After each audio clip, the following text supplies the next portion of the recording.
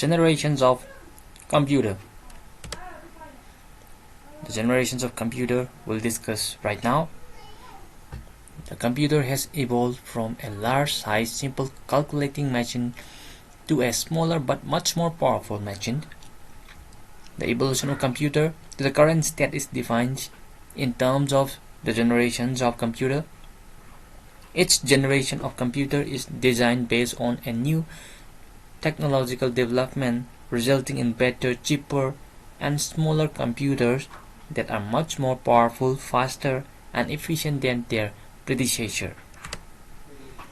Currently, there are 5 generations of computer. In the following subsection, we will discuss the generations of computer in terms of technology used by them, hardware and software, computing characteristic, that is speed, number of instructions executed per second, physical appearance, and their application. There are the 5 generations of computer. First generation, the image of first generation computer. Second generation computer, the image of second generation computer. Third generation computer, image of third generation computer. Fourth generation, and the picture of fourth generation computer. And the fifth generation, the picture of fifth generation computer. Let's discuss first generation computer. The first generation computer used from 1940 to 1956. The first generation computer used vacuum tubes, that is a sealed glass tube containing near a vacuum, which allow the free passage of electric current for circuitry and magnetic drums for memory. This is the picture of vacuum tube. They were very often innumerous and taken up entire room. First generation computer rely on machine language. They were very expensive to operate, and in addition to use a great deal of electricity, generate a lot of heat, which was often the cause of malfunction, that is a breakdown or defect. The ENIAC and UNIVAC computer are example of first generation computing devices. And here the advantages and disadvantages of first generation computer. First advantages: it was the only electronic device, first device to hold memory. Disadvantages: too bulky, that is large in size, vacuum tubes burned frequently, they were producing heat, maintenance problems. Now second generation computer was used from 1956 to 1963. Transistor replaced vacuum tubes and errors in the second generations of computer. Second generation computer moved from cryptic binary machine language to symbolic.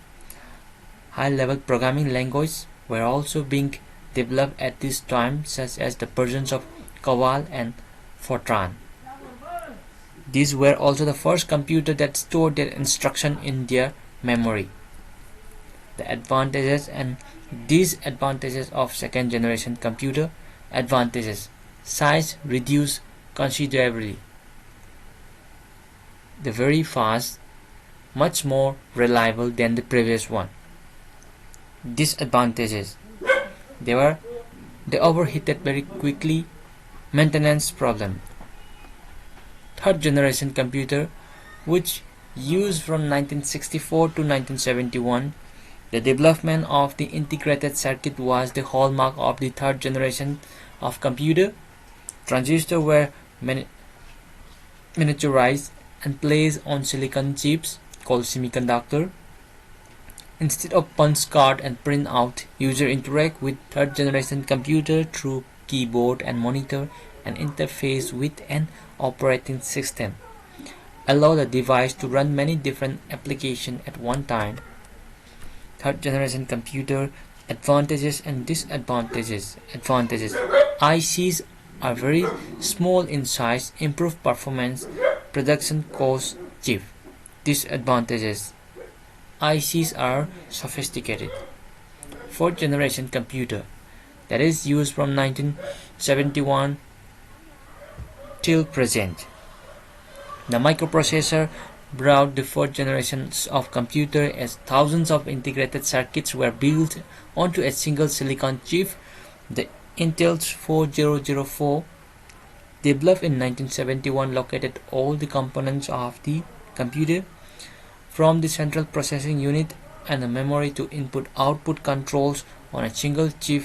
Fourth generation computer also saw the development of GUI, the mouse, and handheld devices. This is the picture of fourth generation computer and microprocessor. Fifth generation computer, that is we are using right now presently, and also the beyond. Fifth generation computing device based on the artificial intelligence are still developing, though there are some applications such as voice recognition. The use of parallel processing and superconductor is helping to make artificial intelligence a reality. The goal of the fifth generation computer is to develop devices that respond to human natural languages as input and capable of learning and self-organization. This is the picture of some fifth generation computer. Okay, thank you for watching.